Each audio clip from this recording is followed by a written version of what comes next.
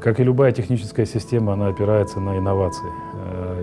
Развитие системы, развитие в наш бурный, как говорится, век, развитие инноваций и техническое совершенствование системы. Без этого невозможно представить будущее любой спутниковой системы, любой вообще техногенной, технологической системы. Поэтому инновации — это та самая отправная точка, относительно которой и считаются шаги в эволюции любого технического инструмента. MEOSAR, along with other aspects of the international community, are looking at two main innovations going forward. One is the MEOSAR system, and within that, second generation beacons. But then in addition to second generation beacons, there's triggered in-flight ELTs, which are a subset almost of second generation beacons, specifically to try and address the issue of aircraft that crash in remote locations and can be difficult to find under those circumstances. So the idea of triggering an ELT in flight is that you know where it is before it impacts, because once it hits, then if it breaks up, there's a high probability under those conditions that maybe you won't get a transmission.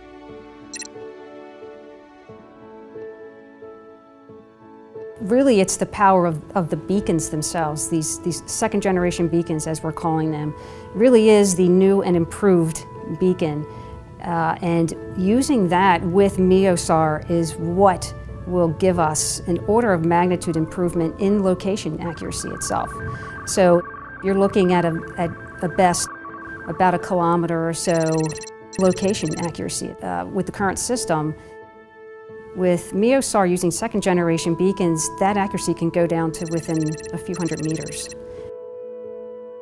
And that is significant to a SAR rescue team who is out there in the elements under their own duress trying to find the victim.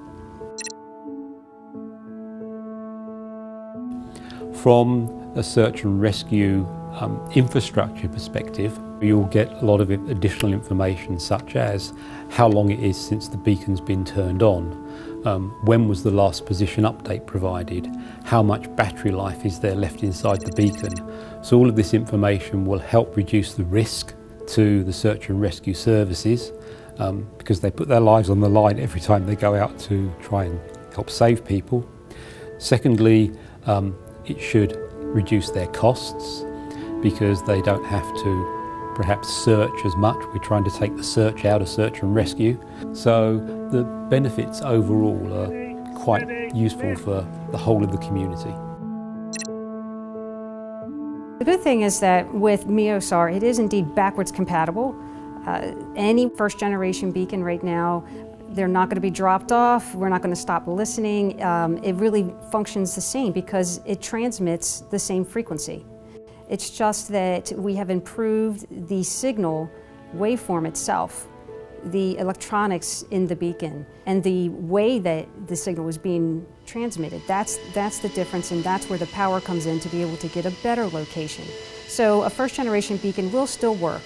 Obviously it will start to transition out as second generation beacons come in, and there'll be a period of time where you'll have both. But eventually, you will just naturally migrate over to a second generation beacon. We want to know how things are going. We want to know if we have been well understood, if our message has been well received when we send email and so on. We ask always for acknowledgement. And I would say it's in these trends that we see nowadays how people behave, that we see that the return link technology is also essential for people in distress. Right now, beacons only transmit, so this is a transmitter. You turn it on, it sends a signal up to the satellites. The return link service will provide a signal back to the beacon that's embedded in the GNSS, or the Galileo receiver signal. It's picked up by the receiver inside the device, and in its simplest form will turn on an LED on the beacon to tell that your message has been received.